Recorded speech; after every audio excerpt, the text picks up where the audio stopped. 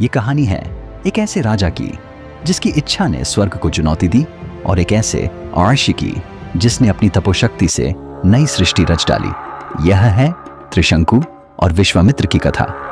Scene 1। त्रिशंकु दृढ़ स्वर में। मैं अपने शरीर सहित स्वर्ग जाना चाहता हूं, यह मेरा संकल्प है। मंत्री चिंता से, महाराज यह तो प्राकृतिक नियमों के विरुद्ध है, कृपया अपने गुरु वशिष्ठ से परामर्श करें। सीन 2। वशिष्ठ का निषेध। त्रिशंकु विनम्र स्वर में। हे गुरुदेव वशिष्ठ, कृपया मुझे मार्ग दिखाएं, मैं शरीर सहित स्वर्ग जाना चाहता हूं। वशिष्ठ गंभीर स्वर में। राजन, यह संभव नहीं, शरीर के साथ स्वर्ग जाना सृष्टि के नियमों का उल्लंघन है। त्रिशंकु मायूस होकर, यदि आप नहीं कर सकते तो मैं किसी और से सहायता लूंगा। सीन 3। विश्वामित्र का प्रतिज्ञा।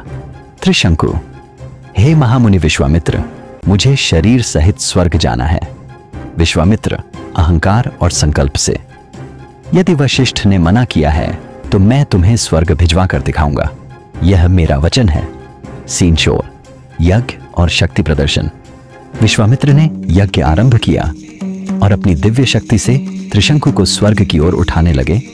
त्रिशंकु हवा में प्रसन्नता से, मैं ऊपर जा रहा हूं, स्वर्ग के द्वार पर। इंद्र आश्चर्यचकित, यह क्या? एक मनुष्य शरीर सहित स्वर्ग की ओर बढ़ रहा है। देवसभा घबराकर, यह नियमों का उल्लंघन है, हमें उसे रोकना होगा। सीन 5। त्रिशंकु गिरता है। देवताओं ने त्रिशंकु को स्वर्ग में प्रवेश से रोक दिया और वह आकाश में उल्टा लटक गया।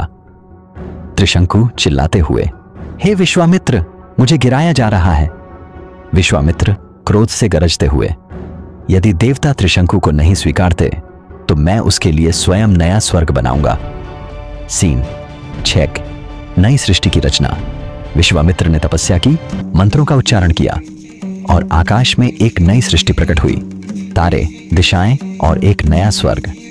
विश्वामित्र गर्व से, यह है त्रिशंकु का स्वर्ग, मेरी शक्ति का प्रमाण।